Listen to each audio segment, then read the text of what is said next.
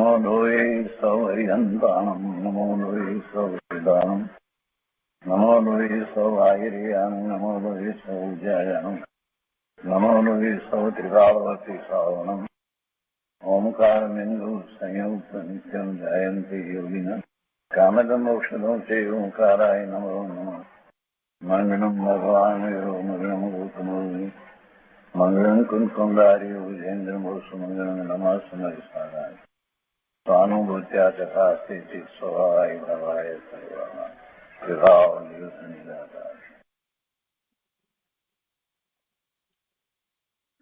ભગવાન શ્રી ઉમા સ્વામી આચાર્ય વિરચિત મોક્ષ શાસ્ત્ર અર્થાત તત્વાસૂત્ર તથા પૂજ્યપાદ સ્વામી રચિત તત્વાસૂત્રની ટીકા સર્વાર્થ સિદ્ધિ અને બીજી ટીકાઓનું સંકલન એ સહિત આપણે તત્વાસૂત્રનો સ્વાધ્યાય કરી રહ્યા છીએ. તત્વાસૂત્રના સ્વાધ્યાયમાં પહેલા અધિકારનું છેલ્લું સૂત્ર 33મું સૂત્ર એનો સ્વાધ્યાય આપણે શરૂ કર્યો છે. 33મા સૂત્રમાં નયનું સ્વરૂપ કહેવામાં આવ્યું છે. પહેલા પ્રમાણનું સ્વરૂપ કહ્યું અને હવે શ્રુત જ્ઞાનમાં જે અંશ પડે છે તો એ નય છે અને એ નયનું સ્વરૂપ કહે છે. તો મુખ્ય 7 નય છે: નૈગમ નય, સંગ્રહ નય, વ્યવહાર નય, ઋજુસૂત્ર નય, શબ્દ નય, સંભિરૂઢ નય અને એવંભૂત નય. એ 7 નયો છે. નય કહો કે એ અપેક્ષા કહો, એનો એક જ અર્થ થાય છે. દ્રષ્ટિબિંદુ પણ એને કહેવાય, દ્રષ્ટિકોણ પણ કહેવાય. એટલે વ્યવહારમાં પણ આપણે કહેતા આવ્યા છીએ, કહીએ છીએ કે મારા દ્રષ્ટિકોણથી વસ્તુ સ્વરૂપ આમ છે, મારા દ્રષ્ટિકોણથી મને આમ લાગે છે.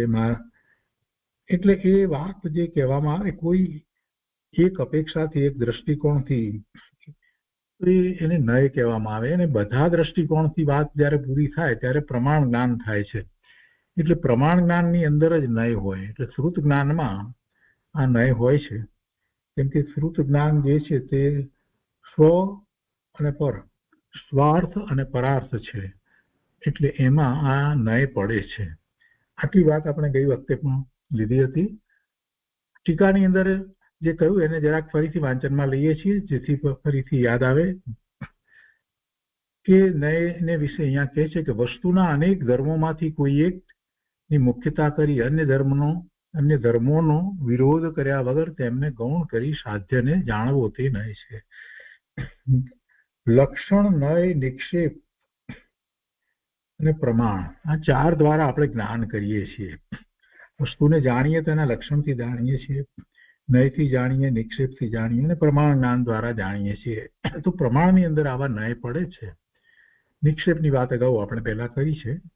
તો નય જે છે એમાં એક દ્રષ્ટિકોણથી જ્યારે જોવામાં આવે તો એ વખતે બીજા દ્રષ્ટિકોણ જે છે એને આપણે સ્વીકારીએ છીએ, પણ એને એ વખતે આપણે ગૌણ કરીને એક દ્રષ્ટિકોણથી વસ્તુ સ્વરૂપને વધારે સ્પષ્ટતાથી સમજીએ છીએ, એની મુખ્યતા કરીએ છીએ. એટલે બીજા દ્રષ્ટિકોણ જે છે એને કાઢી નાખીએ એમ વાત નથી. અને એ જ મહત્વનું છે. જૈન દર્શનની અંદર સૌથી મોટી મહત્વની વાત જો કાંઈ હોય તો એ આ છે, બીજા દર્શનમાં જે જોવા નથી મળતું. એક દ્રષ્ટિકોણને મુખ્ય કર્યો છે એ વખતે બાકીના બધા દ્રષ્ટિકોણ જે છે એને આપણે રાખ્યા છે, પણ એ વખતે એને આપણે ગૌણ રાખી અને એનો વિચાર કરીએ છીએ. બીજા ધર્મોમાં, બીજા દર્શનમાં, બીજા મતોની અંદર એ લોકો એકાંતે જ વાત કરે છે, એક જ દ્રષ્ટિકોણથી વાત કરે છે. બીજો દ્રષ્ટિકોણનો કોઈ એમને વિકલ્પ જ નથી, એટલે ઉડાડી દીધા છે. જૈન દર્શનમાં વસ્તુનું સ્વરૂપ જેવું છે તેવું અનેક ધર્મ સ્વરૂપ, અનેક ગુણ સ્વરૂપ જે રીતે વર્ણવવામાં આવ્યું છે. તો જ્યારે એક ધર્મની, એક ગુણની, એક અપેક્ષાની, એક દ્રષ્ટિકોણની વાત ચાલતી હોય ત્યારે બાકીના દ્રષ્ટિકોણ તો સાથે રહ્યા છે, એટલે એને ગૌણ કરવામાં આવે છે. એટલે અહીંયા એમ કહી દીધું કે એકની મુખ્યતા કરી અને અન્ય ધર્મોનો વિરોધ કર્યા વગર એને રાખવાના છે. વિરોધ કર્યા વગર તેમને ગૌણ કરી અને સાધ્યને જાણવો એટલે અત્યારે જેની વાત ચાલી રહી છે એને આપણે જાણીએ, સમજીએ, સ્વીકારીએ, એનો વિચાર કરીએ, તો એ દ્રષ્ટિકોણ જે છે એને નય કહેવામાં આવે અને એને જણાવનારી જે પદ્ધતિ જે છે એને સ્યાદવાદ કહેવામાં આવે છે. આ નય છે અને અનેક નય દ્વારા વસ્તુ સ્વરૂપને પ્રકાશવામાં આવે છે. તો અનેકાંત દ્વારા વસ્તુ સ્વરૂપ છે અને વસ્તુ સ્વરૂપને અનેકાંત દ્વારા અનેકાંત વસ્તુનું સ્વરૂપ છે. તો એને જ્યારે પ્રકાશવાની પદ્ધતિ છે તો એને સ્યાદવાદ કહેવામાં આવે છે. એટલે દરેક વસ્તુમાં અનેક ધર્મો રહેલા છે, તેથી તે અનેકાંત સ્વરૂપ છે. અનેક અને અંત બે શબ્દ ભેગા કર્યા છે અહીંયા સંધિ, એટલે અનેકાંત, અનેક અંત. અનેક અંત એટલે એનો અર્થ થાય છે, અહીંયા એનો અર્થ થાય છે ધર્મ, અંત. અનેક ધર્મ સ્વરૂપ છે અને એવી અનેક ધર્મ સ્વરૂપ વસ્તુને જ્યારે સમજાવવામાં આવે ત્યારે એક એક ધર્મને લઈને સમજાવવામાં આવે તો એક ધર્મને પહેલા કહેવાય અને પછી બીજાને, ત્રીજાને, ચોથાને, એમ અનેક ધર્મ દ્વારા આખી વસ્તુનો જ્યારે ખ્યાલ આવે તો આપણે એને પ્રમાણ જ્ઞાન કહીએ છીએ. અને આ જે સમજાવવા માટેની પદ્ધતિ જે છે તેમાં એક સાથે બધા કહી શકાતા નથી. એટલે એક નયને જ્યારે કહેવામાં આવે તો એ વખતે જ્યારે ભાર મૂકીને સમજાવવું છે ત્યારે એમાં જ શબ્દ મૂકી અને એકાંત પણ કરવામાં આવે કે આત્મા નિત્ય જ છે, આત્મા નિત્ય જ છે, આત્મા અવિનાશી જ છે. આ જ મૂકીને એવું જ્યારે ભાર મૂકીને કહેવું છે, વજન મૂકીને કહેવું છે, તો એ વખતે એકાંત ન થઈ જાય અને એ વખતે બીજી અપેક્ષા પણ રહેલી છે એટલું બતાવવા માટે ત્યાં આ કોઈ દ્રષ્ટિકોણથી, કોઈ અપેક્ષાથી એમ કહીએ છીએ કે વસ્તુ સ્વરૂપ જે છે તો એમાં આત્મા જે નિત્ય કયો તો એ વખતે બીજી ઉપેક્ષા બાકી રહી છે. એટલે એવું સમજવા માટે આગળ એક શબ્દ મૂકવામાં આવે છે કે કોઈ અપેક્ષાથી, એટલે કે સ્યાત. એટલે સ્યાત આત્મા નિત્ય જ છે, સ્યાત આત્મા. પછી ભલે જ મૂકીએ તો પણ આપણે સ્યાત શબ્દ મૂક્યો છે એટલે કોઈ અપેક્ષા, એટલે બીજી અપેક્ષા અનિત્યપણું પણ છે એનો સ્વીકાર થઈ જાય છે. એટલે આ જે પદ્ધતિ જે છે એને સ્યાદવાદ કહેવાય. વાદ એટલે કહેવું. સ્યાત શબ્દ દ્વારા જણાવવા વાળી પદ્ધતિને સ્યાદવાદ કહેવાય. ને આવી પદ્ધતિ દ્વારા આપણે શું પ્રકાશીએ છીએ તો કે અનેકાંત સ્વરૂપને સમજાવીએ છીએ, અનેકાંત સ્વરૂપને સમજીએ છીએ. તો એ પદ્ધતિને સ્યાદવાદ પદ્ધતિ કહેવામાં આવે છે. અને એ સ્યાદવાદ જે છે એ અનેકાંતને જણાવનારી પદ્ધતિ છે. એટલે સ્યાદવાદને દ્યોતક કહેવામાં આવ્યું અને એ અનેકાંતને જણાવે છે એટલે અનેકાંત એનું દ્યોત છે. તો સ્યાતનો અર્થ કથનચિત થાય, કોઈ પ્રકારે, કોઈ અપેક્ષાથી, એવો અર્થ થાય છે. અને એટલે કે કોઈ યથાર્થ પ્રકારની વિવક્ષાનું કથન તે સ્યાદવાદ છે. અનેકાંતનો પ્રકાશ કરવા માટે સ્યાદ શબ્દનો પ્રયોગ કરવામાં આવે છે. આ બીજા દર્શનની અંદર આવી વાત હોતી નથી. પછી આગળ આપણે એ વાત લીધી કે હેતુ અને વિષયના સામર્થ્યની અપેક્ષાએ પ્રમાણથી નિરૂપણ કરવામાં આવેલા અર્થના એક દેશને કહેવો તે નય છે. એટલે જ્યારે આપણે પ્રમાણ જ્ઞાન લઈ અને ત્યાંથી શરૂઆત કરીએ તો આપણે એમ કહીએ કે પ્રમાણ જ્ઞાન તમે જ્યારે કહો છો તો એમાં અનેક ધર્મની, અનેક અપેક્ષાની, અનેક દ્રષ્ટિકોણની વાત આવી છે. તો એ રીતે જોઈએ તો પ્રમાણ જ્ઞાનનો અંશ એને નય કહેવાય. અને નયની અપેક્ષાથી આપણે પ્રમાણ જ્ઞાન તરફ જઈએ તો અનેક નય દ્વારા વસ્તુનું પૂરેપૂરું સ્વરૂપ પ્રકાશવું, જાણવું, તો એને પ્રમાણ જ્ઞાન કહેવાય. એટલે આ પ્રમાણ જ્ઞાન અને નયનો આ સંબંધ છે. પ્રમાણ જ્ઞાન જ્યારે એમ કહીએ કે આ પ્રમાણ જ્ઞાન છે તો પછી પ્રમાણ જ્ઞાનમાં અનેક અપેક્ષા દ્વારા, અનેક નય દ્વારા વસ્તુ કહેવામાં આવી હોય અને એ કહેતી વખતે બીજા નય પણ છે, બીજી અપેક્ષાઓ છે, એટલે આગળ એક શબ્દ, સ્યાત શબ્દ મૂકવામાં આવે. તો એ પ્રમાણથી આપણે નય તરફની વાત કરીએ. હવે જ્યારે નયથી પ્રમાણ તરફનો વિચાર કરીએ તો આપણે એમ કહીએ કે અનેક નય દ્વારા વસ્તુને કહેવામાં આવી હોય અને બધા જ નય દ્વારા જ્યારે વસ્તુનું પૂરેપૂરું આપણે જ્ઞાન કરીએ તો એ જ્ઞાનને પ્રમાણ જ્ઞાન કહેવાય. અને પ્રમાણ જ્ઞાનમાં નય જે છે એ નય જે છે તે સત્ય હોય, એ સત્ય કહેનારા હોય. પ્રમાણ જ્ઞાનમાં રહેલા બધા જ અંશો એ સત્યનું પ્રરૂપણ કરે, એ વાત મહત્વની છે. કોઈ એક નય પણ ખોટો હોય તો એ પ્રમાણ જ્ઞાન બને નહીં, આખું પ્રમાણ જ્ઞાન ખોટું પડી જાય. અને એની વાત આપણે હાથીના ઉદાહરણ દ્વારા સમજ્યા હતા. તો એમાં એક નય પણ ખોટો ન હોવો જોઈએ, બધા સાચા નય છે.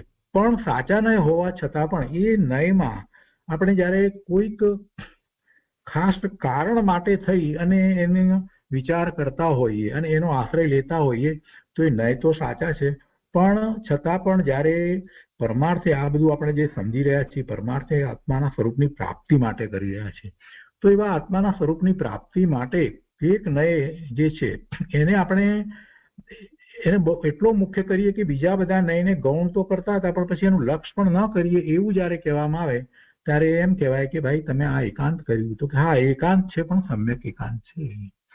જેમ કે દ્રષ્ટિનો વિષય જે છે તે ધ્રુવ છે, એ ધ્રુવ જ છે, એ જ એટલે આત્મા છે તે જ દ્રષ્ટિનો વિષય છે. જ્યારે એની વાત કરવામાં આવે તો પછી એ દ્રષ્ટિના વિષયની અંદર પર્યાય નથી એમ કહી દેવામાં આવે તો કે છે કે તમે એકાંત કર્યું, દ્રષ્ટિના વિષયની અંદર પર્યાય નથી એમ તો કે હા સમ્યક એકાંત છે, કેમ કે દ્રષ્ટિનો વિષય બતાવવો છે. એટલે ત્યારે આપણે એમ કહીએ છીએ કે જે ત્રિકાળ શુદ્ધ છે, જેમાં પર્યાય પણ સમાતી નથી, એ દ્રષ્ટિનો વિષય છે. તો ત્રિકાળ શુદ્ધ જે છે, ત્રિકાળ શુદ્ધ આત્મા જે કહેવામાં આવ્યો અથવા તો જ્ઞાયકને જે દ્રષ્ટિનો વિષય કહેવામાં આવ્યો તો જ્ઞાયક એક જ કહેવાથી તો એકાંત થઈ જશે.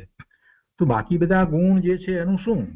તો કે અત્યારે અમારું પ્રયોજન એ છે એટલા માટે એ એકાંત છે, પણ એ સમ્યક એકાંત છે.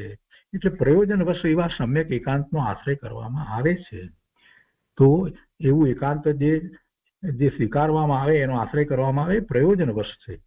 પણ દરેક વખતે તમે એકાંતે જ વસ્તુને લેવા માંડશો અને બીજી અપેક્ષા જે છે એને કાઢી નાખશો તો મિથ્યાત્વનો પ્રસંગ આવશે.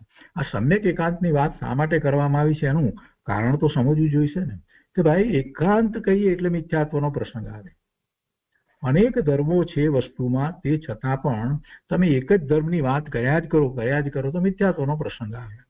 આત્મા નિત્ય જ છે, આત્મા અવિનાશી છે, અવિનાશી છે, અથવા તો આત્મા જ્ઞાન સ્વરૂપ જ છે, જ્ઞાન સ્વરૂપ જ છે, જો કરીને એકાંત કર્યા જ કરશો તો બીજા નયો જે છે એમાં દુભાય છે, બીજા અંશ જે છે એનો ખ્યાલ આવતો નથી. અને આવું એકાંત કરવામાં આવે તો મિથ્યાત્વનો પ્રસંગ આવે. એકાંતે આત્માને નિત્ય જ કહીએ કે આત્માને જ્ઞાન સ્વરૂપ જ કહીએ તો બીજા અનંત ગુણ જે છે એનું શું થઈ જાય? ને એવી માન્યતા કરીએ તો મિથ્યાત્વ થાય.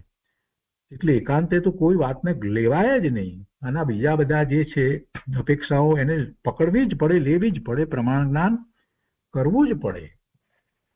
અને આ પ્રમાણ જ્ઞાન કરવાની વાત કરીએ, એકાંત ન કરવું એમ બધી વાત કરતા હોઈએ અને બીજા મતની અંદર પણ બધાએ એકાંતથી જ વસ્તુ કહી છે, કેટલીક વસ્તુ સાચી કહી છે પણ એકાંતે જ પકડી છે એટલે જ ત્યાં એમને વાંધો પડે છે. આ બધું આપણે જાણીએ અને પછી આપણે પણ એવા જૈન દર્શનની અંદર પણ વસ્તુને એકાંતે જ પકડીને બેસી જઈએ તો કેમ ચાલે?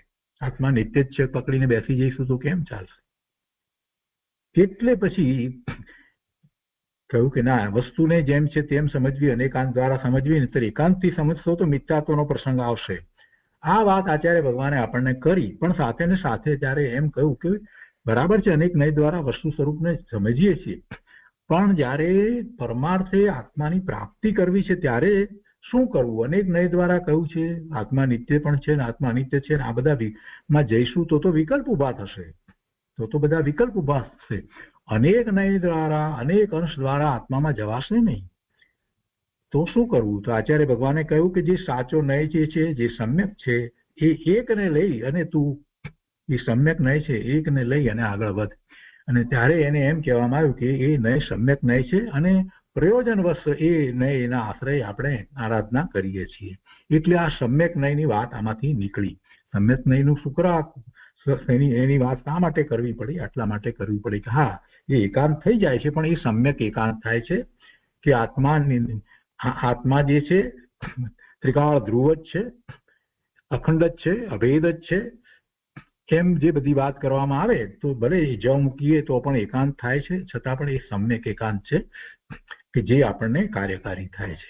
અને એ જ વખતે આપણે જાણીએ છીએ કે એક જ છે, અખંડ છે, અભેદ છે, તે છતાં પણ અનંત ગુણનો પિંડ છે ને, અનંત પર્યાયો, દ્રવ્યો બધું એમાં સમાય છે ને, જાણીએ છીએ આપણે.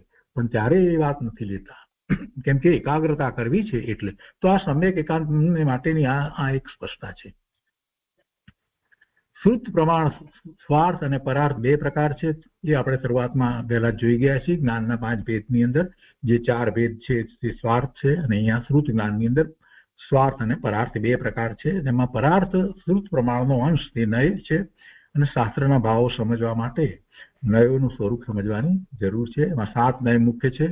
એમાં પહેલા નૈગમ નય વિશે આપણે વાત કરી હતી. નૈગમ નય શું કહે છે? એના માટે અહીંયા એમ કહ્યું કે જે ભૂતકાળના પર્યાયમાં વર્તમાનવત સંકલ્પ કરે અથવા તો ભવિષ્યના પર્યાયમાં, હવે અહીંયા શબ્દ પર્યાયમાં મૂક્યો છે, અને ખરેખર આ જે નૈગમ નય જે છે એ દ્રવ્યાર્થિક નયનો વિષયનો ભેદ આવે છે. દ્રવ્યાર્થિક નયના ભેદમાં આ આવે છે.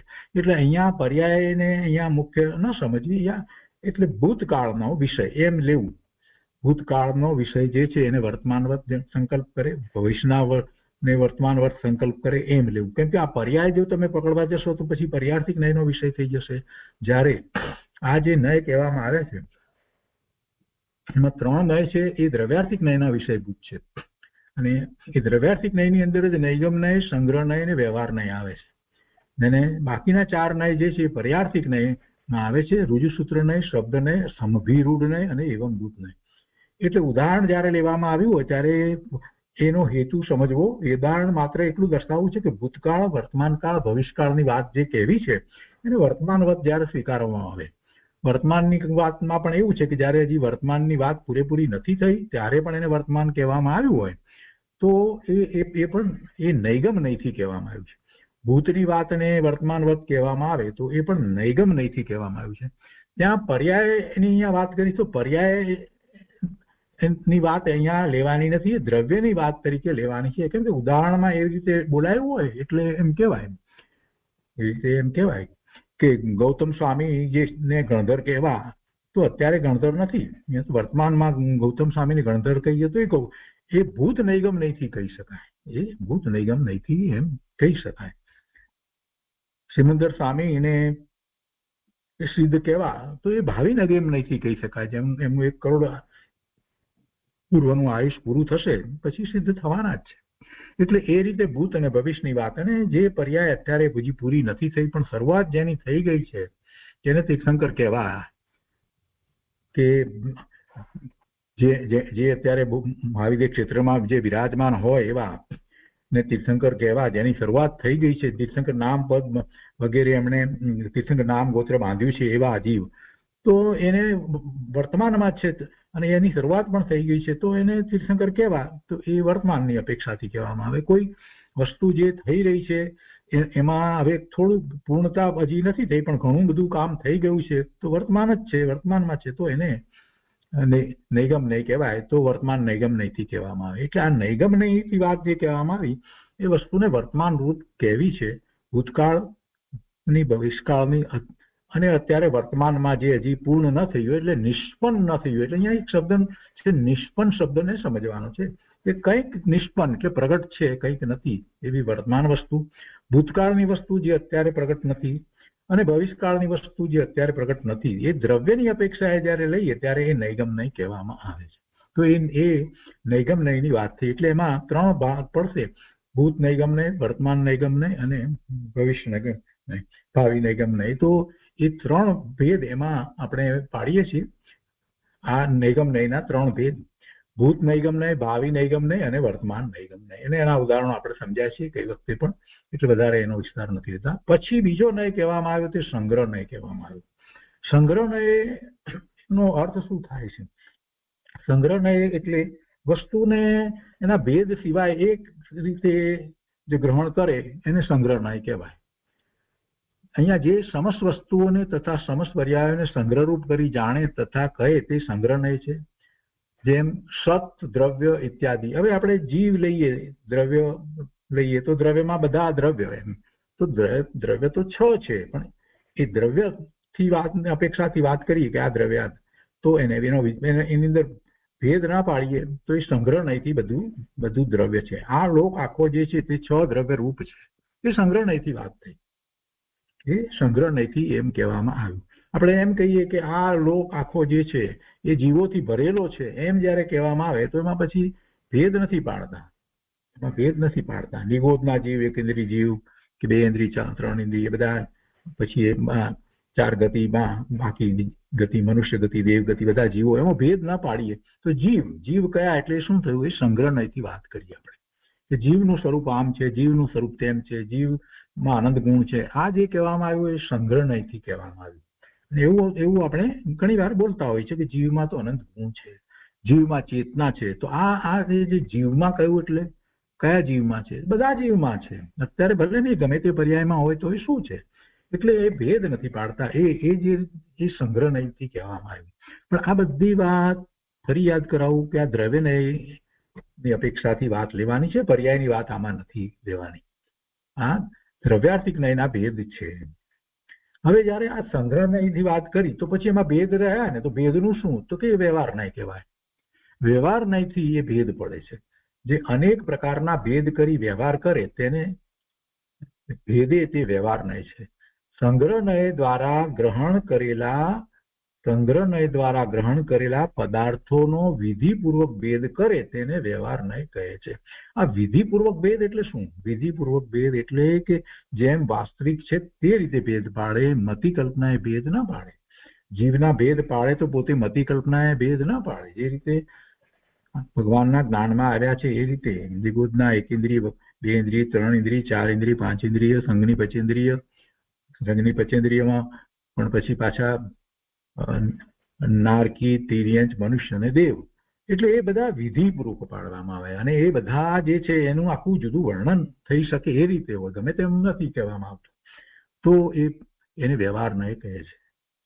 પછી એટલે અસ્થિપૂર્વકની વાત કરી કે સત જે છે, તો સત જે છે તે 2 પ્રકારે છે, દ્રવ્ય અને ગુણ. એ બંને સત્ય છે. એ અહીંયા ઉદાહરણ એ રીતે લીધું છે. દ્રવ્યના 6 ભેદ, બરાબર છે. તો એ જે કહેવામાં આવ્યું છે તો એને વ્યવહાર નય કહેવામાં આવ્યું. પણ આ 3 ભેદ દ્રવ્યાર્થિક નયના છે. હવે રુજુસૂત્ર નયની વાત કરે છે. હવે એ પર્યાર્થિક નયના ભેદ છે. તો પહેલા થોડું ફરીથી આપણે જરાક રિવિઝન કરી લઈએ ને, બધાને યાદ રહી જાય, ભૂલ ન પડે ક્યારે કોઈ દિવસ. એટલા માટે આપણે અહીંયા આગળ જરાક લઈએ છીએ કે દ્રવ્યાર્થિક નયના કેટલા ભેદ છે. જૈન સિદ્ધાંત પ્રવેશિકામાં બહુ સરસ રીતે મૂક્યું છે કે 3 ભેદ છે: નૈગમ, સંગ્રહ અને વ્યવહાર. એવા 3 ભેદ દ્રવ્યાર્થિક નયના છે. નૈગમ નય કોને કહે છે? કે 2 પદાર્થોમાંથી એકને ગૌણ અને બીજાને પ્રદાન કરી ભેદ અથવા અભેદને વિષય કરવા વાળું, જાણવા વાળું જ્ઞાન નૈગમ નય છે. તથા પદાર્થના સંકલ્પને ગ્રહણ કરવા વાળું જ્ઞાન નૈગમ નય છે. પદાર્થના સંકલ્પને એટલે વર્તમાનવત જે સંકલ્પ કરે છે, એટલે વર્તમાનવત કરે છે, તો એને નૈગમ નય કહે છે. અને નૈગમ નયના 3 ભેદની વાત કહેવામાં આવી. એટલે આમાં ઉદાહરણ તો આપણે જાણીએ છીએ. પેલો રસોઈ કરે છે તો હજી રસોઈ પૂરી નથી થઈ, અથવા તો એ કે હું ભાત બનાવું છું, હજી તો ચોખા છે, પલાળી રાખ્યા છે તો પણ ભાત, અથવા તો બીજી રીતે જે કંઈ, તો એ બધું એમાં આવી જાય છે. સંગ્રહ નય કોને કહે છે? સંગ્રહ નયની અંદર પોતાની જાતિનો વિરોધ નહીં કરીને અનેક વિષયોને એકપણાથી જે ગ્રહણ કરે તેને સંગ્રહ નય કહે છે. વ્યાખ્યા તો આ રીતે કરી, પણ આપણે જયારે ઉદાહરણ તરીકે સમજ્યા તો બહુ સહેલાઈથી સમજાઈ ગયું કે બરાબર જીવ કેવો અને બધા જીવ જ છે એમ જ જયારે કહેવામાં આવે તો સંગ્રહ નયથી કહેવામાં આવ્યું છે. એટલે ખરેખર એમાં પછી તિર્યંચ છે, નારકી છે, આ તે પોતાની જુદી જુદી જે છે એનો વિરોધ નહીં કર્યો. જીવ તો છે ને, તો એ જીવ અપેક્ષા એમ લીધું. એટલે એ પોતાની જાતિનો વિરોધ કર્યો નહીં એમ. મનુષ્ય હોય તો એમ કે નહીં, અમે મનુષ્ય છીએ ને તમે બધાની જોડે અમને કેમ મૂકી દો છો, નારકી જોડે અમને કેમ મૂક્યા, તિર્યંચ જોડે કેમ મૂક્યા, તો એ વાત નથી લીધી. અહીંયા તો જીવ તરીકે વાત લીધી છે. ભાઈ તું નકામાનો ગુસ્સે ન થા, તને જીવ કયો એટલે એમ ના માન કે તું કોઈ તિર્યંચ છે, એમ નથી. અમે જનરલ વાત કરીએ છીએ. તો એમાં બધા જીવ આવી ગયા. એટલે પોતાની જાતિનો વિરોધ નહીં કરીને અનેક વિષયોને એકપણાથી જે ગ્રહણ કરે તેને સંગ્રહ નય કહે છે. જેમ કે જીવ કહેવાથી 5 ગતિના સર્વ જીવોનું ગ્રહણ હોય છે. તો એ સંગ્રહ નયની વાત કરી. અને સંગ્રહ નય આવે એટલે એના પછી વ્યવહાર નય આવે જ, કરવો જ પડે. કેમ કે સંગ્રહ નયથી તમે બધાને એક સાથે રાખ્યા છે તો પછી એમાં જે ભેદ જે છે એને તો તમારે સમજવા તો પડે ને. સમજો નહીં તો કેવી રીતે ચાલશે? એ વ્યવહાર નય થયો. અને વ્યવહાર નયથી આપણે એમ કહીએ કે આ મનુષ્ય છે, આ એકેન્દ્રિય છે, આ દેવ છે, આ બધો વ્યવહાર થયો. એ સંગ્રહ નયથી ગ્રહણ કરેલા પદાર્થનો વિધિપૂર્વક ભેદ કરે તે વ્યવહાર નય છે. જો વ્યાખ્યા ગોઠવવામાં આવે ત્યારે એ રીતે હોય, પણ તમે એક ઉદાહરણથી સમજી લો, અંદરમાં એ વાત હોય તો પછી તમે તમારા ઉદાહરણો બનાવી શકો.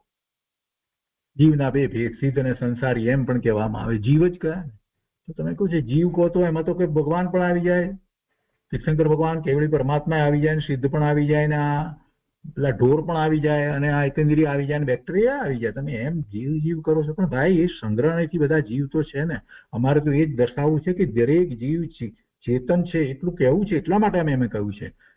પણ એની અવસ્થા જે છે અત્યારે વર્તમાન જે છે એ જુદી હોય, બધાની જુદી જુદી છે, એનો કોઈ વિરોધ નથી થતો. એટલે એ પોતાની જાતિનો વિરોધ એને કારણે વિરોધ કર્યા વગર સ્વીકારવામાં આવ્યું છે સંગ્રહની અંદર. અને સંગ્રહમાં જયારે એમ સ્વીકારવામાં આવ્યું તો પછી એનો ભેદ પાડવો તો પડે. તો ભેદ પાડીને જયારે એને જોવામાં આવે છે ત્યારે એને વ્યવહાર નહીં કહેવામાં આવે છે. એટલે જીવની વાત કરતા તો પછી જીવના ભેદ કરવામાં આવ્યા તો એ વ્યવહાર થયો, એ વ્યવહાર નહીં થયો. તો આ દ્રવ્યાર્થિક નયની ત્રણની વાત કરી છે. હવે કે છે એના પછી કે છે કે પર્યાર્થિક નયના કેટલા ભેદ છે. એના 4 ભેદ છે. રુજુસૂત્ર, શબ્દ, સમભિરૂઢ અને એવંભૂત, એવા 4 ભેદ એ પર્યાર્થિક નયના છે. રુજુસૂત્ર, શબ્દનય, સમભિરૂઢ નય અને એવંભૂત નય. જો આ પર્યાર્થિક નયની વાત આવી. પેલી દ્રવ્યાર્થિક નયની વાત હતી, એટલે દ્રવ્યની અપેક્ષાથી એ નય હતા. ત્યાં ક્યાંક સમજાવવામાં વાક્ય રચનાની અંદર પર્યાય શબ્દ મૂક્યો હોય તો એમાં એમ ગ્રહણ કરવાની જરૂર નથી. એ દ્રવ્યાર્થિક નયના વિષય છે. આ પર્યાર્થિક નયના વિષયની વાત હવે છે. રુજુસૂત્ર નય, શબ્દ નય, સમભિરૂઢ નય અને એવંભૂત નય એ પર્યાર્થિક નયના વિષય છે. એ વાત હવે આપણે આગળ વિચારી રહ્યા છીએ. તો શું કે છે કે ભૂત ભવિષ્યની અપેક્ષા ન કરીને રુજુસૂત્ર નય, પર્યાર્થિક નયમાં પહેલો રુજુસૂત્ર નય. રુજુનો અર્થ થાય છે સરળ, કોમળ, એવો અર્થ થાય છે. એટલે એને પછી બીજું કઈ આગળ પાછળ હોય નહીં એમ આપણને ખ્યાલમાં આવે છે, એટલું જ હોય. તો ભૂત ભવિષ્ય એની કોઈ વાતને એની અપેક્ષા રાખ્યા વિના માત્ર વર્તમાનમાં જે દેખાય છે એ પર્યાયને, વર્તમાન પર્યાયને જે ગ્રહણ કરે છે તે રુજુસૂત્ર નય છે. ભૂતકાળની પર્યાય, ભવિષ્યકાળની પર્યાય જે છે એની અપેક્ષા ન કરીને, એટલે એ અપેક્ષા ન કરવી અને જે કહેવું છે તો એ વખતે ભૂતની અપેક્ષા અને ભવિષ્યની અપેક્ષા જે છે એને ગૌણ કરવામાં આવે છે. એને છે જ નહીં એવો અર્થ નથી. એટલે માત્ર અત્યારે એક વિષય એવો કરવો છે એટલે એને વર્તમાન પર્યાય માત્રને ગ્રહણ કરવામાં આવે તો તે રુજુસૂત્ર નય છે. અને એના ઉદાહરણની અંદર આગળ વાત આવે છે.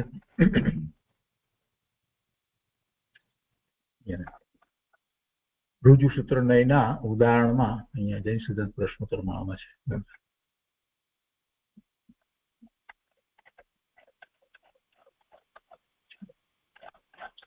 એ પણ સાથે લેતા જઈએ જેથી વધારે સ્પષ્ટ થાય.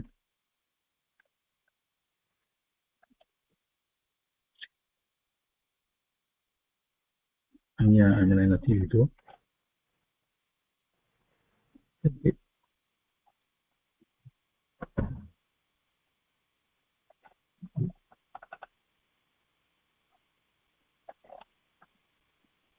કેમકે એમાં અને પછી એવંભૂત નયની અંદર જે ભેદ પડે છે ને એટલા માટે મને એમાં તો આમાંથી જે ઉદાહરણ આપ્યું હોય એ જ આપણે લઈએ તો વધારે સારું પડશે. એને આપેલું ઠીક છે. એ પછી ઉપચરિતાની રીતે બધામાં વાત ચાલી જાય છે. તો રુજુસૂત્ર નય એટલે વર્તમાનમાં જે પર્યાય જે છે એને માણસને માણસ, મનુષ્યને મનુષ્ય કહેવામાં આવે એ વર્તમાન પર્યાયની અપેક્ષાથી જે કહેવામાં આવે, કેમ કે પર્યાયની અપેક્ષાથી લઈએ છીએ ને એટલે. તો ભૂતકાળની અને ભવિષ્યકાળ સંબંધીની પર્યાયની અપેક્ષા નહીં કરતા વર્તમાન કાળ સંબંધી પર્યાયને જે વિષય કરે તેને રુજુસૂત્ર નય કહે છે નહીં. એટલે મનુષ્યને મનુષ્ય કહેવો, તિર્યંચને તિર્યંચ કહેવો, આ જ એ રીતે જે એની ભૂતકાળની અને ભવિષ્યકાળની પર્યાયનો વિચાર નથી લેતા અત્યારે, અને જે કહેવામાં આવે રુજુસૂત્ર નય છે. રુજુસૂત્ર નયથી આપણે એમ કહીએ કે તમે બધા મનુષ્ય છો, આ એમ આપણને આ ઉપદેશક આપણને કહેતા હોય કે અત્યારે તમે બધા મનુષ્ય છો. હવે મનુષ્ય છે એ તો આ વર્તમાન પર્યાયની અપેક્ષાથી મનુષ્ય કહ્યું છે, પૂર્વ ભવ કે પછીના ભવની અપેક્ષાથી નથી કહેવામાં આવ્યું. એટલે એ રીતે જે વાત કરવામાં આવે એવી જ રીતે જયારે આપણે જૈન દર્શનનો અભ્યાસ કરતા હોઈએ તો મુમુક્ષુ કહેવામાં આવ્યા, તો એ અપેક્ષાથી કહેવામાં આવ્યો. આપણે મોક્ષાર્થી છીએ તો એ અપેક્ષાથી મુમુક્ષુ કહેવામાં આવ્યા, તો એ રુજુસૂત્ર નયનો વિષય થયો. એ રુજુસૂત્ર નયનો વિષય થયો. એટલે વર્તમાન પર્યાયની અપેક્ષાથી જયારે જેને કહેવામાં આવ્યું હોય ત્યારે એ રુજુસૂત્ર નયથી એમ કહેવામાં આવે. તો એ પર્યાયની મુખ્યતાથી વાત છે. એટલે પર્યાર્થિક નયના ભેદની અંદર આ રુજુસૂત્ર નય આ રીતે કહેવામાં આવ્યો છે. હવે આગળ લઈએ છીએ. એમાં અહીંયા પણ રુજુસૂત્ર નયની અંદર રુજુ એટલે વર્તમાન, હાજર, સરળ. જે જ્ઞાનનો અંશ વર્તમાન પર્યાય માત્રને ગ્રહણ કરે તે રુજુસૂત્ર નય છે. બરાબર.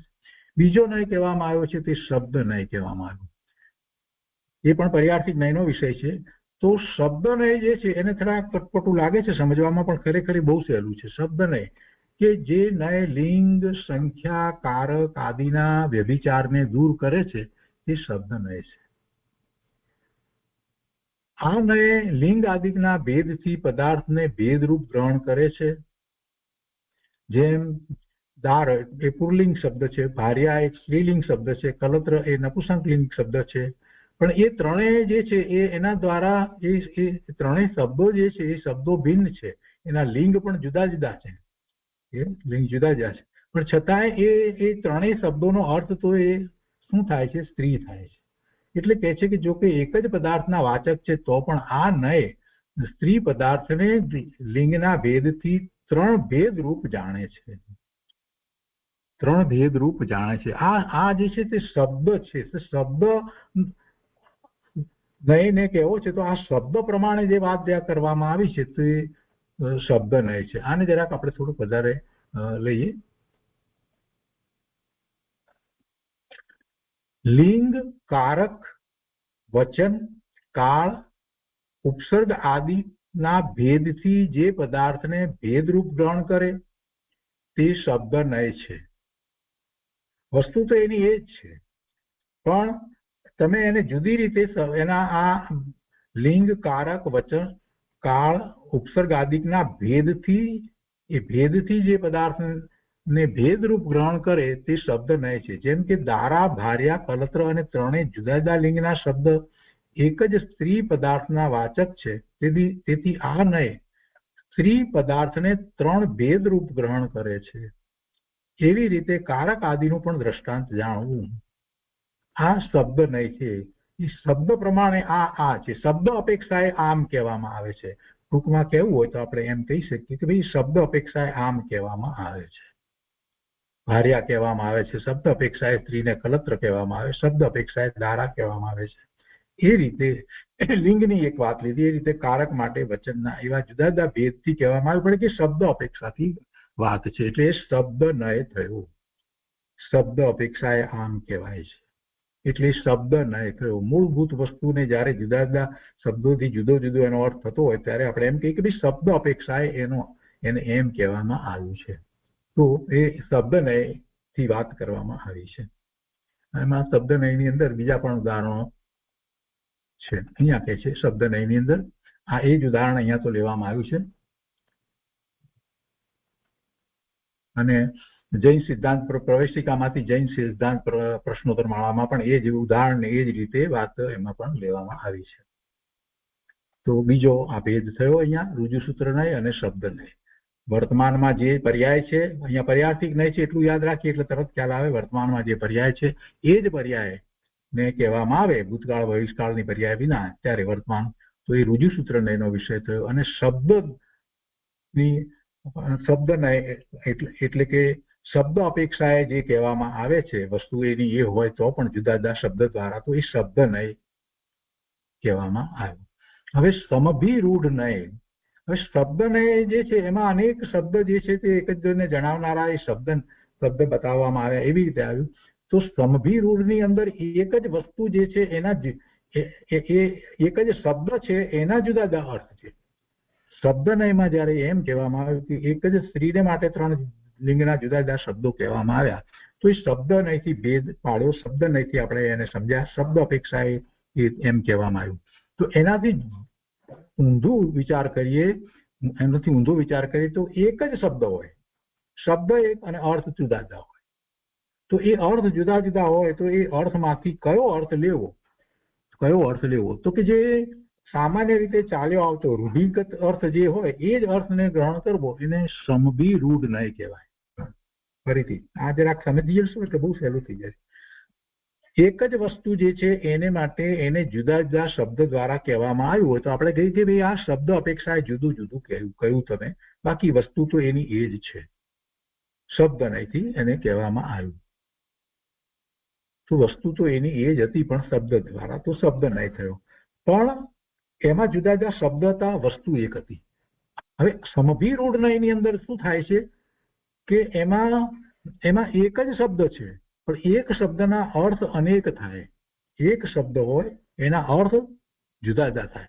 તો હવે તમારે કયો અર્થ લેવો, તો કે રૂઢિગત જે ચાલ્યો આવતો હોય મુખ્યપણે જે સમજવામાં આવતો અર્થ હોય એ અર્થ લેવો. તો એ અર્થથી જઈએ તો સમભિરૂઢ નયથી એ તમે એનું વર્ણન કર્યું, એનું કહેવામાં આવ્યું એ નયથી તમે કહ્યું. અને એને માટે એક ઉદાહરણ આપ્યું છે કે ગૌ એક શબ્દ છે કે ગાય કે જે કંઈક એનો અર્થ જે કરવામાં આવે કે રૂઢિ પ્રમાણે તો ગાય અર્થ થાય, પણ ગૌ શબ્દ તરીકે લઈએ તો બીજા અનેક અર્થ થાય. અને એ તો આપણે જાણતા આવ્યા છીએ એક જ શબ્દના એક કરતા વધુ અર્થ થતા હોય તો એમાંથી જે જગ્યાએ જે લાગુ પડતો અર્થ હોય એ આપણે લઈએ છીએ, અથવા તો રૂઢિગત જે અર્થ મુખ્યપણે હોય અનેક અર્થોમાંથી એને આપણે લઈએ છીએ તો એ સમભિરૂઢ નય છે. કેમ કે ત્યાં નીચે પ્રશ્ન આવે કે ભાઈ આ શબ્દનો તો આવો પણ અર્થ થાય, તો આપણે એમ કહીએ કે ભાઈ સમભિરૂઢ નયથી આનો અર્થ આ થાય છે. તો શબ્દ નય અને સમભિરૂઢ નય જે છે એ આ રીતે સમજવાના છે. પેલામાં શબ્દો જે છે ઘણા છે એક જ વસ્તુ માટે છેવટે, તો એ વસ્તુ તમે જણાવો છો ને અહીંયા જે કહેવામાં આવ્યું સમભિરૂઢ ની અંદર એક શબ્દ છે એના ઘણા અર્થ છે, તેમાંથી જે એક અર્થને ગ્રહણ કરવામાં આવે એને સમભિરૂઢ નય કહેવામાં આવે છે. તો હવે વાંચનમાં લઈએ આપણે. સમભિરૂઢ નય જે જુદા જુદા અર્થોને ઉલ્લંઘી એક અર્થને રૂઢિથી ગ્રહણ કરે તે, જેમ કે ગાય શબ્દ જે છે તેને માટે ની વાત લીધી છે તો એ ગૌ અહીંયા એટલું બધું વિસ્તારથી વર્ણન નથી કર્યું. ગાયને માટે ગૌ શબ્દ લેવાનો છે. પર્યાય અને પછી બીજું લીધું છે અહીંયા પર્યાયના ભેદથી અર્થને ભેદરૂપ ગ્રહણ કરે તે, જેમ ઇન્દ્ર, પુરંદર, શુક્ર છે, શુક્ર નથી હોતું, એ ત્રણેય શબ્દો ઇન્દ્રના નામ છે પણ આ નય ત્રણેયનો જુદો જુદો અર્થ કરે છે. હવે જરાક એમાં થોડુંક વધારે સારી રીતે સમજવા માટે અહીંયા આપણે લઈએ જૈન સિદ્ધાંતમાંથી, એમાં વધારે સરસ રીતે છે. શબ્દ નયની વાત આપણે આવી ગઈ કે ત્રણ શબ્દ અહીંયા લીધા અને એક જ અર્થ થતો હતો એટલે એ શબ્દ નયથી વસ્તુ જુદી જુદી કહેવામાં આવી. શબ્દ નય અને સમભિરૂઢ નયની અંદર અહીંયા વધારે સારી રીતે છે. ગૌનું જે હતું એ ઉદાહરણ હતું એ વધારે સારું હતું. અહીંયા ક્યાંક હતું, અહીંયા નથી. લિંગ આદિકના ભેદ ન હોવા છતાં પણ પર્યાય શબ્દના ભેદથી જે પદાર્થને ભેદરૂપ ગ્રહણ કરે તેમને શુક્ર, પુરંદર, ઇન્દ્ર એ ત્રણેય એક જ લિંગના પર્યાર્થવાચક દેવરાજના વાચક છે. તેથી આ નય દેવરાજને ત્રણ ભેદરૂપ ગ્રહણ કરે છે.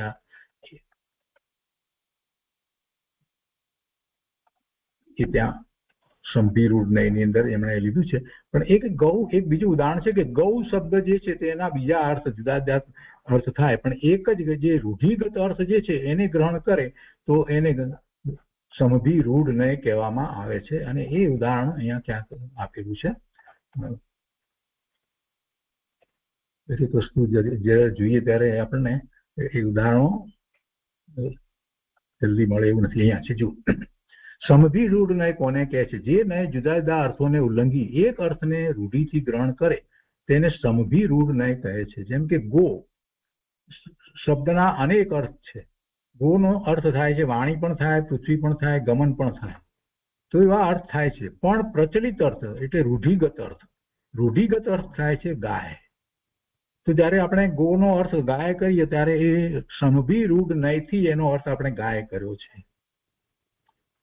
એટલે ટૂંકમાં સમજીએ તો એના અનેક અર્થ થાય છતાં પણ જે રૂઢિગત અર્થને ગ્રહણ કરવામાં આવે તો એ રીતે ગ્રહણ કરવામાં આવે તો આપણે એમ કહી શકીએ કે સમભિરૂઢ નયથી આપણે એને એ અર્થ ગ્રહણ કરે છે, અથવા તો એ નયથી આપણે આ કથન કરી રહ્યા છીએ. એટલે આ બે નયને એટલા માટે સાથે લીધા આપણે, શબ્દ નય અને સમભિરૂઢ નય.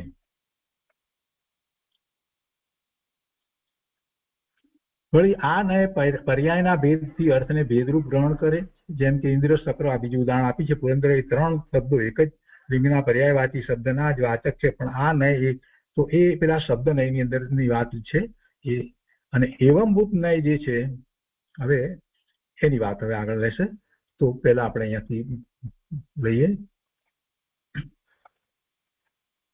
કે જે શબ્દનો જે ક્રિયારૂપ અર્થ છે તે ક્રિયારૂપ પરિણમતા પદાર્થને જે નય ગ્રહણ કરે છે તેને એવમભૂત નય કહે છે. જેમ કે પૂજારીને પૂજા કરતી વખતે જ પૂજારી કહેવો, એ એવમભૂત નય કહેવામાં આવે. અને એ જ ઉદાહરણ ત્યાં જૈન સિદ્ધાંત પ્રવેશિકામાં પ્રશ્નોત્તરમાળામાં એ જ ઉદાહરણ આપવામાં આવ્યું છે. રુજુસૂત્ર નયની વાત આવી. શબ્દ નય અને સંભિરૂઢ નય બેને આપણે સાથે સમજ્યા કે શબ્દ વધારે છે પણ એનો એક જ અર્થ છે, ત્યારે આપણે શબ્દ નયની વાત મૂકીએ છીએ. એક શબ્દના અનેક અર્થ થતા હોય ત્યારે જે રૂઢિગત અર્થને લેવામાં આવ્યો તે સંભિરૂઢ નય કહેવામાં આવ્યો. બરાબર છે. રુજુસૂત્ર નયની અંદર જે પર્યાય ભૂતકાળની, વર્તમાન કાળ સિવાય ભવિષ્યકાળની એ બધી પર્યાય બે જે છે એને નહીં લેતા, માત્ર રુજુ એટલે એક સરળ અત્યારે વર્તમાન જે છે એને જ લઈને વાત કરવામાં આવી હોય તો રુજુસૂત્ર નયથી વાત કરવામાં આવી છે એમ કહેવામાં આવે. શબ્દને સંભિરૂઢ નય સમજાયા. અને હવે એના પછી એવમભૂત નય માટે એમ કે છે કે વર્તમાનમાં જ જે કાર્ય થઈ રહ્યું હોય એ કાર્ય વખતે જ એને એમ કહેવામાં આવે. જ્યારે કે કોઈ વ્યક્તિ જે છે તો એ જ્યારે એ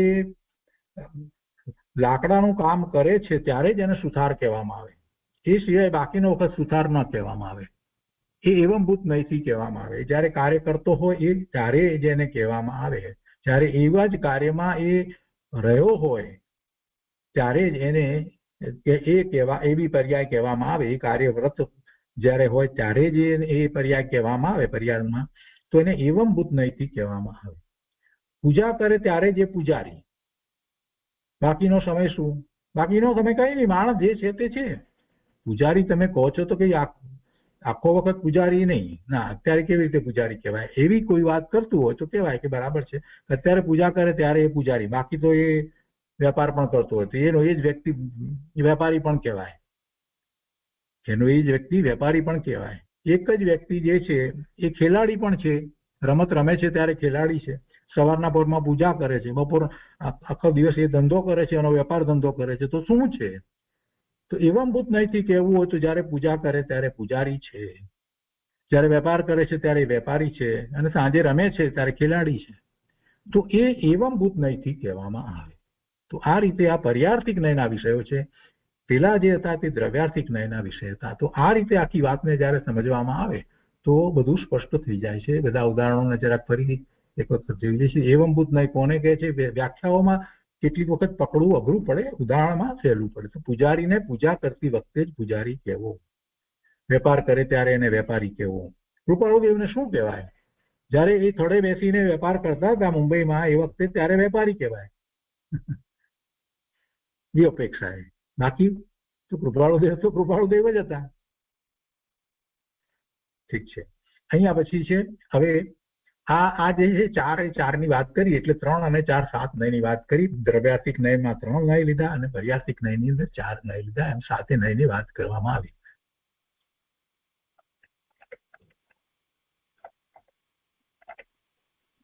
હવે કઈ બાકી રહેતું નથી. હવે આપણે બીજો વિષય ઉપર જઈએ છીએ. એમાં જ નયની અંદર જ દ્રવ્યાર્થિક અને પર્યાર્થિક નયની આ બધી જે વાત કરવામાં આવી ને એ બધું નિશ્ચયથી છે, એટલે એને નિશ્ચય નય કહેવામાં આવ્યું છે એક અપેક્ષાએ. એના પછીથી બીજી જે વાત આવે છે એને વ્યવહાર નય અથવા તો ઉપનય કહેવામાં આવે છે. ઉપનય અથવા તો વ્યવહાર નય કહેવાય. આ વ્યવહાર નયની જે વાત કરી એ સંગ્રહ નયથી જે કહેવામાં આવેલ હોય એના જે ભેદ કરી અને જ્યારે વાત કરવામાં આવે ત્યારે વ્યવહાર નયથી વાત કરી એમ કહેવામાં આવે. પણ વ્યવહાર શબ્દ જ એવો છે કે એમાં અનેક અર્થો એનાથી આપણને સમજમાં આવે છે. સામાન્ય રીતે આપણે જ્યારે અધ્યાત્મની અંદર વ્યવહારની વાત કરતા હોઈએ છીએ ત્યારે આખી વાત જુદી રીતે આવે છે. આપણે તેને વ્યવહાર કહીએ છીએ, તેને વ્યવહાર કહીએ છીએ, તે વાત જુદી આખી આવે છે. એટલે અહીંયા આપણે નયની અપેક્ષાથી વાત કરી રહ્યા છીએ. તો એમાં પણ એ નયની જે વાત કરવામાં આવી છે તો ઉપચરિત નય અને વ્યવહાર નય એમાં અથવા તો એ કહેવામાં આવ્યા છે ઉપનય ઉપચરિત નહીં. ઉપનય અને વ્યવહાર નય એનો એક જ અર્થ થાય. તો ઉપનય જે કહેવામાં આવે છે, આ 7 નય સિવાય જે બીજા નય જે કહેવામાં આવે છે એને ઉપનય કહેવામાં આવે છે, અથવા તેને વ્યવહાર નય કહેવામાં આવે છે. અને એની અંદર આપણે અધ્યાત્મ અપેક્ષાએ ભેદ પાડીએ છીએ તો સદભૂત અસદભૂત એવા થાય છે, બે ભેદ. અને સદભૂતની અંદર પણ સદભૂત ઉપચારથી હોય તો સદભૂત ઉપચરિત અને બીજો સદભૂત અણઉપચરિત. એવી જ રીતે અસદભૂતની અંદર અસદભૂત ઉપચરિત અને અસદભૂત અણઉપચરિત, એમ એવા 4 ભેદ અહીંયા પડે છે. અને એ સામાન્ય રીતે અધ્યાત્મની અંદર એ વધારે પ્રચલિત છે. નિશ્ચય અને વ્યવહારનો ગોટાળો કરવા જેવો નથી. જે વસ્તુ સ્વરૂપ જે છે જેમ છે તેમ જ કહેવામાં આવ્યું ત્યારે એ નિશ્ચય નયનો વિષય છે એમ કહેવામાં આવે. અને જે એમ નથી અને એની ઉપર ઉપચારથી જયારે કહેવામાં આવ્યું હોય તો વ્યવહાર નયનો વિષય કહેવામાં આવે, ત્યારે એને આપણે વ્યવહાર નયનો વિષય કહીએ છીએ. આ વસ્તુ જે છે તે આના જેવી છે એમ કહેવામાં આવે તો એ વ્યવહાર થયો. એ વ્યવહાર થયો. આ પ્રતિમા તો ભગવાન જેવી જ છે, આ પ્રતિમા સાક્ષાત ભગવાન જેવી જ છે, તો કે ભગવાન નથી, તો એ વ્યવહાર નથી કહેવામાં આવે. એ વ્યવહાર નથી કહેવામાં આવે. એટલે એ કોઈનો ઉપર કોઈનો ઉપચાર કરીને કહેવામાં આવે એ બધો પણ વ્યવહાર કહેવામાં આવે છે. અને સામાન્ય રીતે આપણે અધ્યાત્મની અંદર એનો પ્રયોગ કરીએ છીએ. અને પછી તો જયારે એના સમયકાળની અંદર એની ઘણી બધી વાત લેવામાં આવી કે એ સદભૂત છે એટલે ખરેખર છે પણ છતાંય વ્યવહાર છે.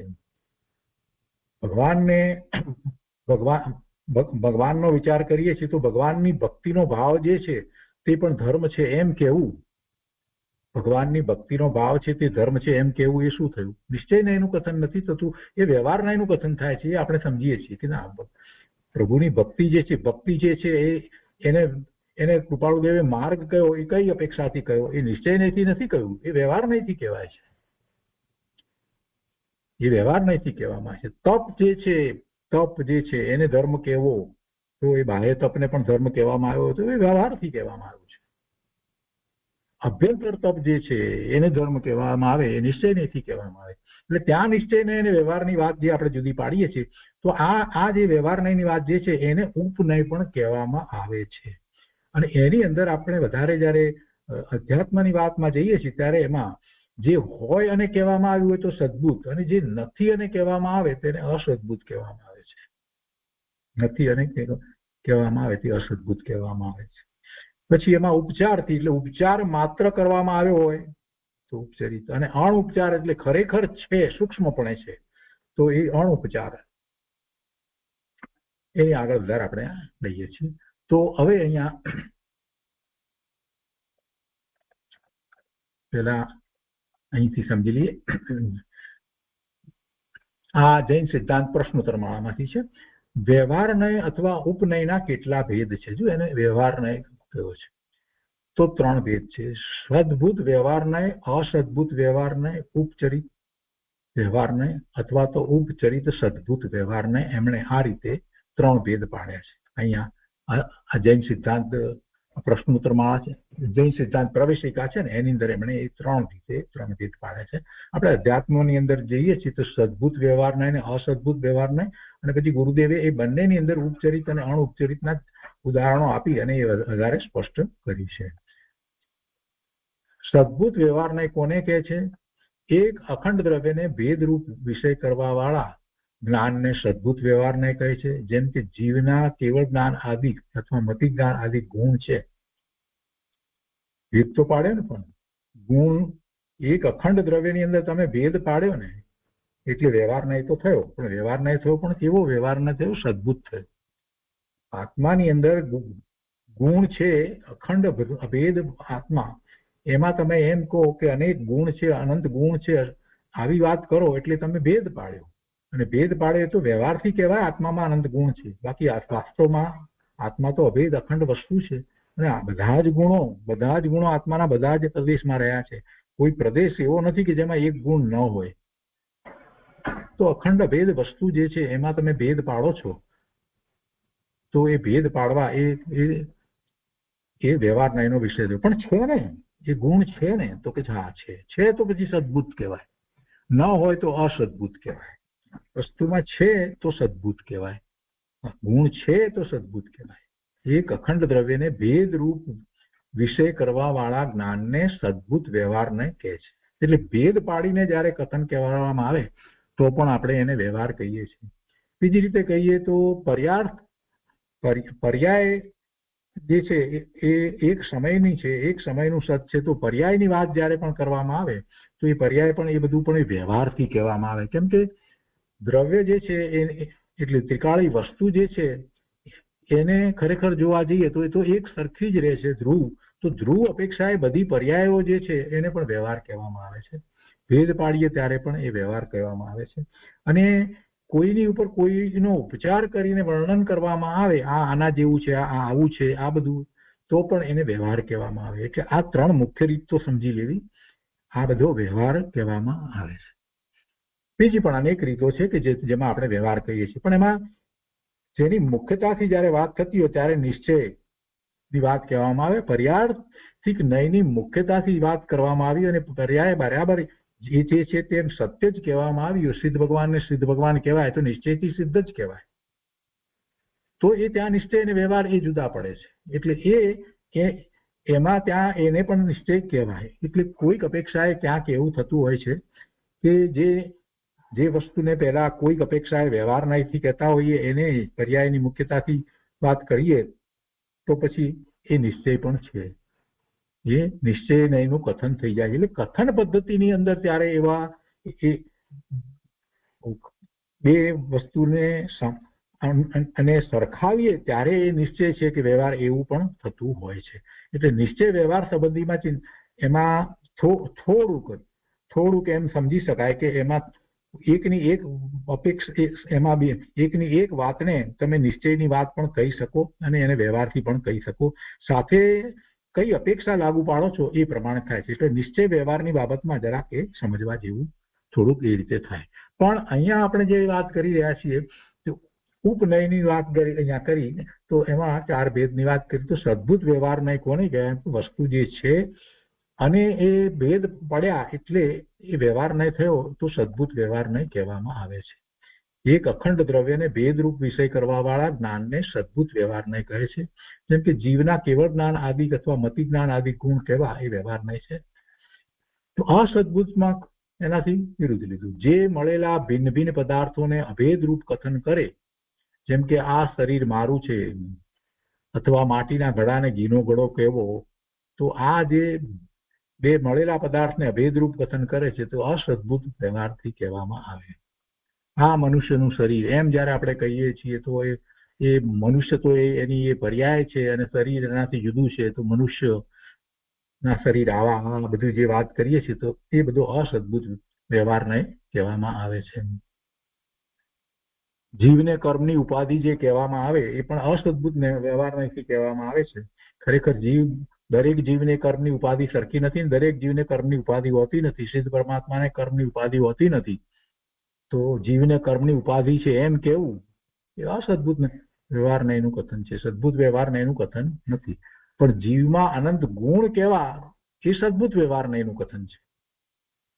જીવમાં અનંત ગુણ કેવા તો બધા જીવોને છે ને, પણ ભેદ પાડ્યો છે એટલે આપણે એમ કહીએ કે ભાઈ એ વ્યવહાર નયનું કથન થયું પણ એ સદભુત છે. એ સદભુત છે. પણ જીવને જે રીતે આપણે જે રીતે વાત કરીએ તો જે એમાં છે અને એને કહેવામાં આવ્યું તો સદભુત કહેવામાં આવે. જે નથી એને કહેવામાં આવે કે જીવને કર્મ છે, જીવને કર્મની ઉપાધિ છે એમ કહીએ તો ના, એ વાત બધા જીવોને નથી લાગુ પડતી. સિદ્ધ પરમાત્માને કઈ કર્મ નથી તો એ અસદભુત વ્યવહાર નયનું કથન થયું. પણ બીજા જે જીવોને પાછા કર્મ છે તો જીવ કર્મ સહિત છે એમ જયારે કહેવામાં આવે તો એ કઈ અપેક્ષાથી કહેવામાં આવ્યું? વ્યવહારથી કહેવામાં આવ્યું. ખરેખર જીવને કોઈ કર્મ નથી તો એ વ્યવહાર જે છે કેવો છે? ખોટો છે, અસદભુત વ્યવહાર છે. એટલે ગુરુદેવે જયારે સમયસારની અંદર પરમાર્થે વાત સમજાવી છે ત્યારે મુખ્યપણે સદભુત અને અસદભુતની મુખ્યતાથી વાત કરી છે. અને પછી જયારે સૂક્ષ્મપણે કહેવું છે તો એમાં પછી અણઉપચરિત અને ઉપચરિત એમ કહેવામાં આવ્યું. ઉપચરિત એટલે આપણે સામાન્ય અર્થ કરીએ છીએ ઉપચાર, અને અણઉપચરિત એટલે જે સૂક્ષ્મ જે છે એને માટે અણઉપચરિત એવો શબ્દ પ્રયોગ પણ કરવામાં આવ્યો છે. તો એનો અહીંયા વધારે વિસ્તાર કરવામાં આવ્યો છે. તો એ વાત આપણે હવે આવતા સ્વાધ્યાયમાં લઈશું. આજે અહીંયા આ જે 7 મુખ્ય નય છે એની અને આ ઉપનય કહેવામાં આવે છે એની વાત લીધી છે, અને એ પછીથી બીજું બધું વસ્તુનું સ્વરૂપ સમજતા પહેલા આપણે સરવાળ સિદ્ધિમાંથી મૂળભૂત વાત જે છે એને પણ સમજી લઈશું, અને પછી આ જે અહીંયા સંકલન જે છે એની અંદર બીજી ઘણી બધી વાત લેવામાં આવી છે એ બધું વાંચનમાં લઈશું. તો આજનો સ્વાધ્યાય અહીંયા સુધી રાખીએ છીએ, 7 નયો અને આ ઉપનય સુધી.